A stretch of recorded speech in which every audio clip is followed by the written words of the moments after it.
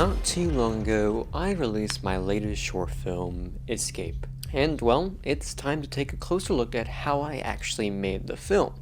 So we're going to be talking about the planning process, the filming process, and then the editing process, and then of course that classic split screen breakdown at the end of the video. And I also have a special behind the scenes vlog that I'll be putting at the end from when I was camping at the fire tower with my friends. So stick around for that, you won't want to miss that, and we're going to dive into how I made Escape in this video. So let's get right into it. So the very first part of actually making any film really should be the planning process. My earliest films did not have that. I just had an idea. I'm like, okay, let's go film it. I didn't write it down. I didn't do anything like that. But writing down your ideas is something that is really, really critical for making good films.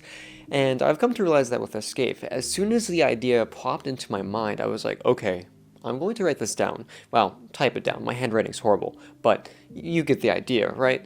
And it's funny because I was still working on another film at the time, which was my previous film, which was Summer is Coming 2. I wasn't even finished with that film, and then Escape just kind of popped into my mind. I'm like, hey, I'm gonna write that down. So if you ever just have an idea for a film, write it down.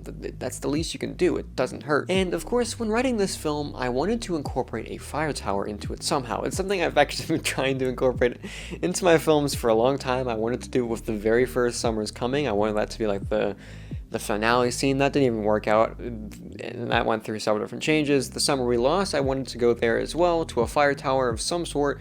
That didn't work. And Afrovision, that was an exception because that was about a completely different subject, and I wanted the fire tower to be the ending subject of Summer is Coming 2, but that didn't happen either. But I made it happen for this film.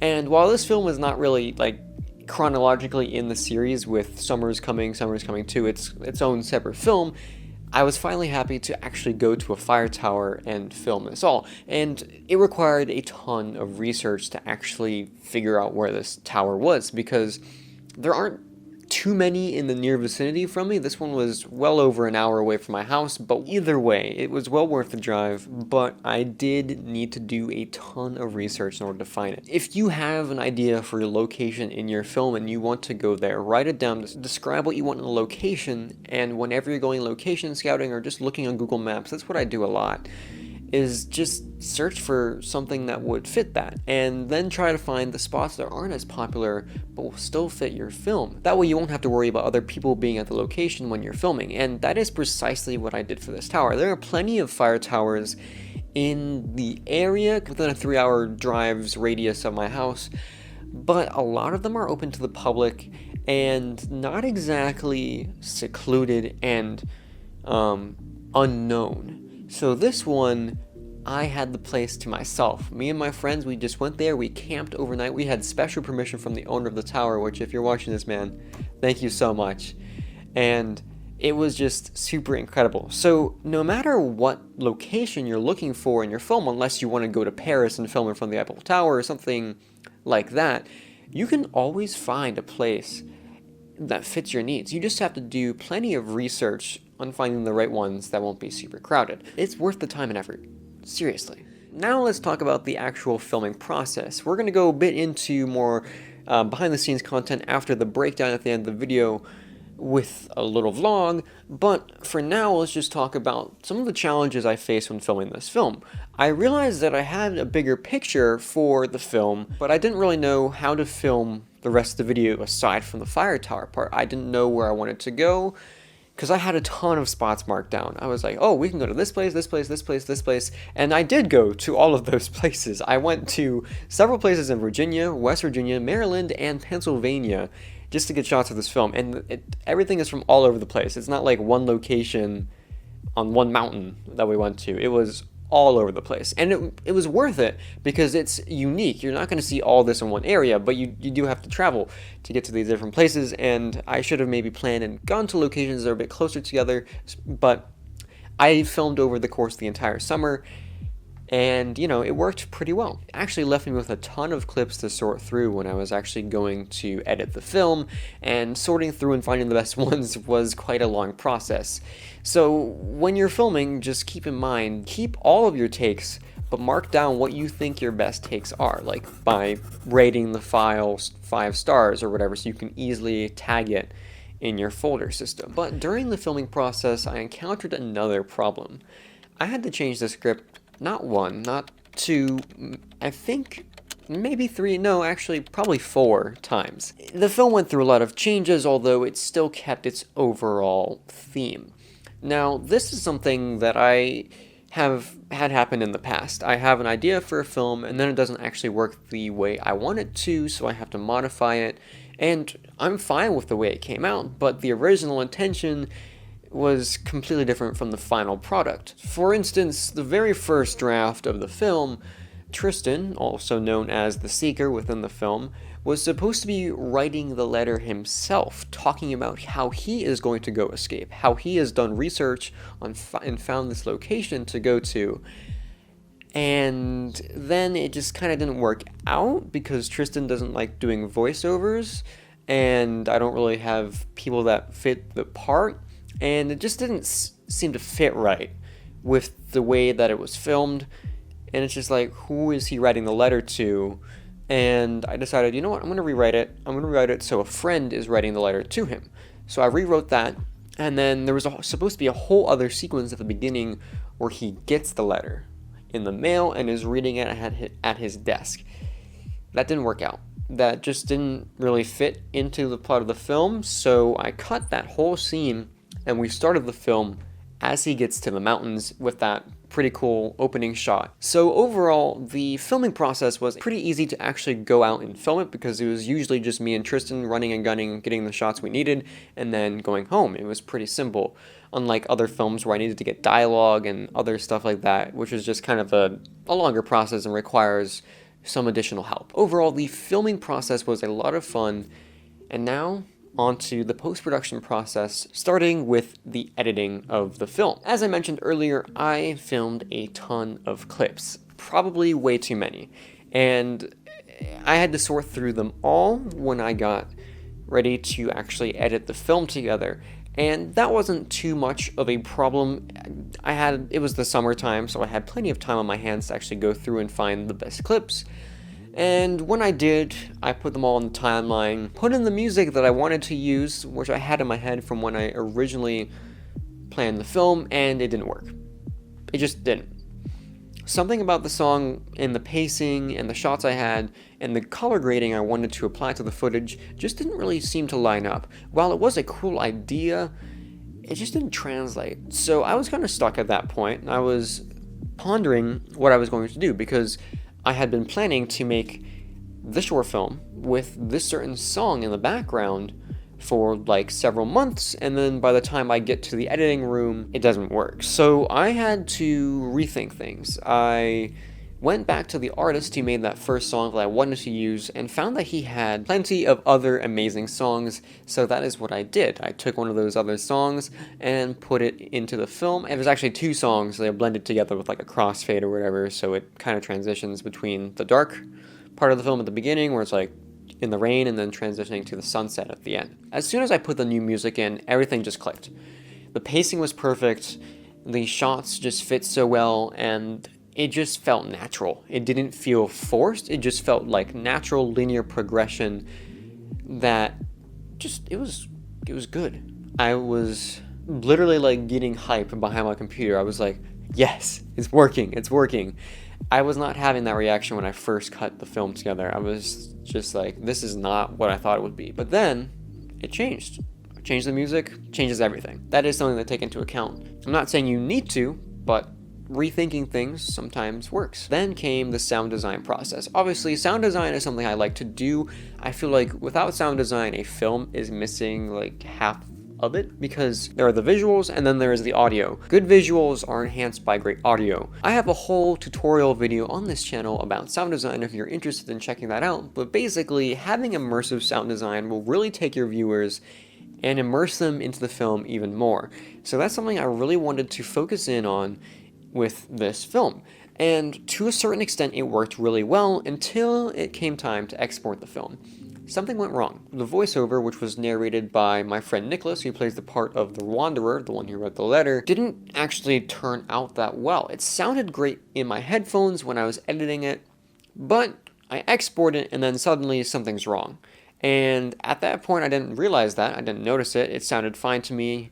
It must have been something I did upon export, or something I did in the editing room that maybe was not balanced out right in DaVinci Resolve, and it caused the voiceover to be kind of squashed by all the rest of the sound design. So I think that's something I definitely need to improve on, is audio mixing and audio blending, because I have all these sounds. I think I had at least 20 layers of sound design, but they weren't balanced out. And that's something that's pretty important for when you're making an immersive film. You need to have balance, and that's something I'm still learning. And speaking of the voiceover, I originally intended to have myself do the voiceover, but it just didn't work, and it just didn't feel right.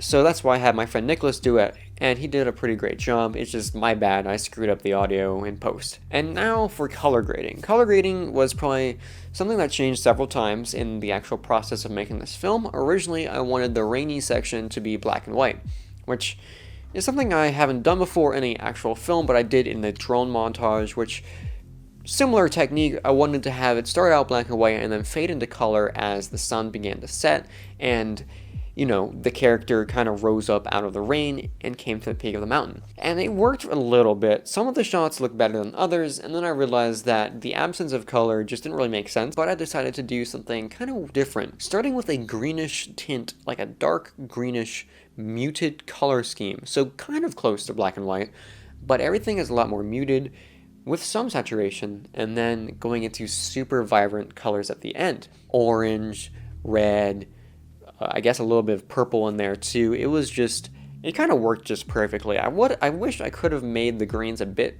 cooler, as in like a deeper green rather than like a more yellowy green, but it still worked pretty great for the film, and I'm happy with how it turned out. I also did a little bit of a film emulation, nothing too intense. I wasn't adding like massive flares, giant grain overlays, and there was some halation added. Obviously, I love to use the diffused highlights glowing ProMist filter effect. I use that even when I'm not doing film emulations. But I felt like the film emulation added a nice touch, and I think that's going to be something I'm going to be doing a lot more often in my films, using film emulation to have a less digital look and a more analog, filmic, natural look. And I really like how it turned out, and I think there are other things I can do in camera to make it look better in the future. Anyways, that's the general editing process. There is one more thing: visual effects. In my last film, this was a much bigger topic. I had done a ton of visual effects shots, and that's not the case for this film. And I'm actually kind of glad it turned out that way, because it's sometimes just better to have less visual effects and more practical effects in camera. But there is one visual effect that I'd like to point you guys towards. In the final breakdown, you will see there is a shot where the Seeker is going up into the cab of the fire tower. And that's not real, because when we went to that tower, we were graciously allowed to climb that tower by the owner, but we did not want to interfere with any restoration process or damage the tower by climbing up further than what we felt was safe. So we ended up going about halfway up the tower rather than the full 80 feet that the tower was. What I had to do in post was actually animate a silhouette going up into the cab of the tower. And I just had a silhouette created in Fusion with a mask over a background, kind of colored it to be an orangey glowy color, as if the sun, because the tower is backlit by the sun in that shot. As Tristan goes up into the cab, it would still, either way, if it was real, you wouldn't even be able to distinguish the details, just the silhouette. So I knew that I could pull that off relatively easy. It was just getting the shape and the movement down. And the movement is kind of linear. It should have been more like doot, doot, doot, instead it was like that, because he would be going up steps, but it just looked like it was just kind of gliding up. Not a huge deal, because you can't really see, you're not like looking like, ooh, where's my magnifying glass? Let me see. So it isn't a huge deal for that. But I wanted to make sure it lined up with the next shot. So we actually went to a different tower for that shot. We didn't climb up all the way into the cab of the first tower, as I mentioned earlier, just out of respect for the owner. We didn't want to break anything by accident or get hurt. But we went to a different tower for this final shot. And it wouldn't have worked for really anything else in the film because it was kind of secluded, surrounded by trees, so not a great view for the second tower. But we were able to go up to the top of that one, so I was like, hey, we can get a cab shot of this one. Since we're in the area, go hit up that tower, get the cab shot, and then put it in the film. It'll look great, tie everything together, and then, yeah, it just pretty much worked out perfect. The other tower was a different color. It had like a greenish cab at the top, so I just changed the color in post and added a fake sunset in the background. For me, that's not super hard. It's just changing some colors around in post, but it looked pretty great, and I was like, hey, it works. That was basically how we did that. So essentially, that's pretty much it. The only other real visual effect shot was maybe having that kind of water droplet, like dirt on the lens overlay at the beginning of the film, but that's pretty easy. You just drag and drop that on the footage and then put a blur effect on it. It's not that hard. That's pretty much the visual effects of the film. For me, less is honestly more. I'm going to try to stay away from doing heavy visual effects in the future, especially since I'm not great at it. But the shot of Tristan going up into the cab of the tower, visual effects looked pretty good, aside from the fact that he's like gliding rather than going dook, dook, dook. Not a huge deal. Anyways, that is the process of how I made Escape, and now it's time for that classic before and after breakdown inside of DaVinci Resolve. So you can see all of the editing before on the left, after on the right, and then the timeline down below. And yeah, and I did turn down the music a little bit and adjusted the audio, kind of fixed it up so you can actually hear the voiceover this time.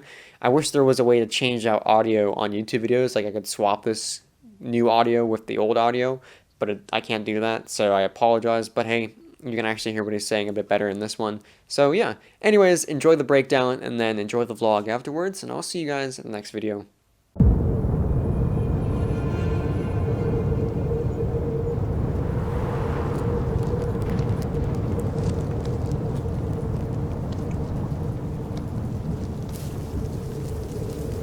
This is what you've been searching for.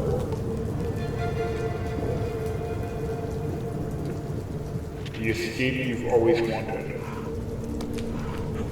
But obtaining it is no easy task.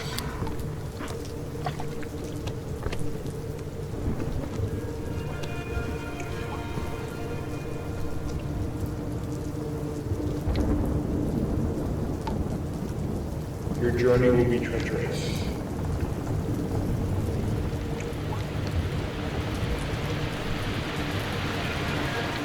The reward is well worth the risk.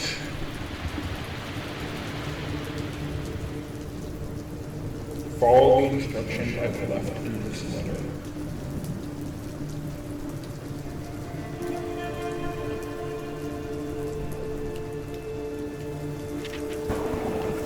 You have my full confidence.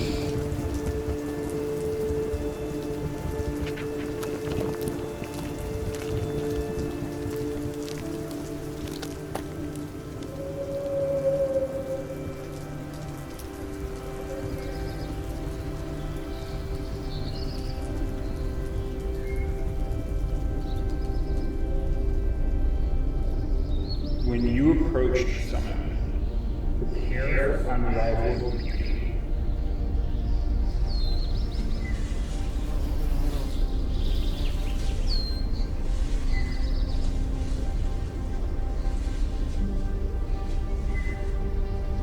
I'm certain you've never seen a view like this one.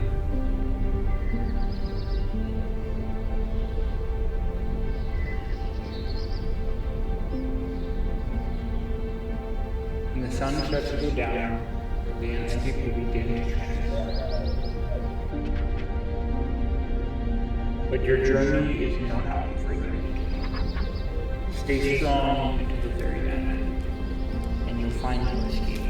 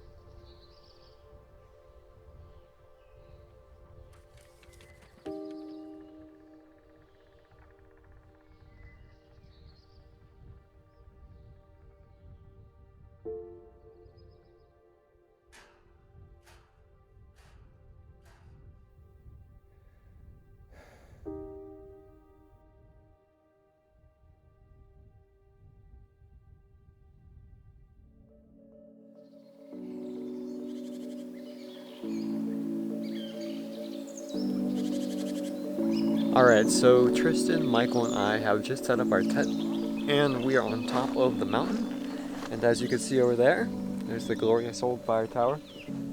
And we're camping here overnight because we want to be able to get like some night shots of the tower and the stars and all that. And also get some blue hour shots, which will be necessary for the film of Tristan, you know, kind of walking around, you know, approaching the tower for the select scenes in the film where we're going to be doing that. And we were very graciously allowed to come onto the land by the owner of this tower, who is actually working to restore it, and that's pretty awesome. Special thanks goes out to him for letting us come here and film on his property.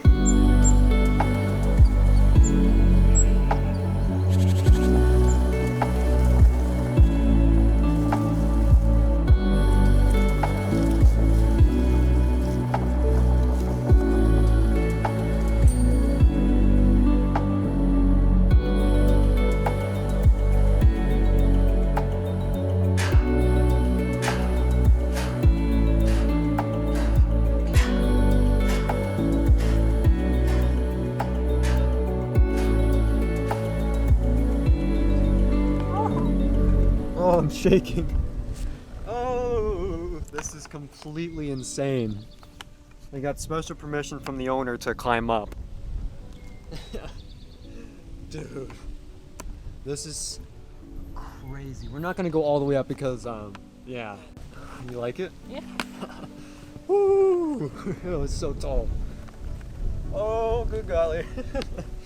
So the thing with these fire towers is you have to step on the edges if you're on one that's not been like refurbished. Because some of these wooden planks are a little, you know, not, not safe. But if you see where there's this beam right here, so this is where I know it's good to step. So just stay there and then... It's over, Anakin! I have the high ground! You underestimate my power! Don't try it! Oh wait, there's no stairs. So getting up onto this tower is a little treacherous since the stairs haven't been repaired yet. To climb up on this beam here and then go up there. So yeah. Alright, so I think next up we're gonna do like a night lapse of this tower with the stars in the back. It's gonna be so good.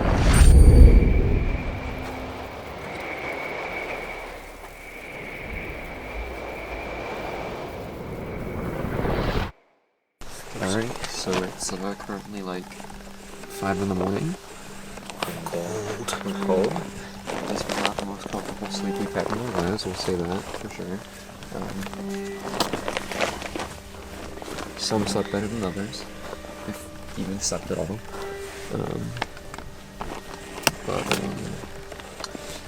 We're about to go outside and see what the sunrise looks like. It's dawn right now, so it should be pretty interesting. The views will definitely be amazing. So it's like 5 in the morning right now. You probably can't even see my face, but sun is slowly starting to rise over there. We got the orange hue. We got up before dawn, and fire tower is up there, looking pretty impressive, and we're gonna get ready to get some amazing shots. It's gonna be epic.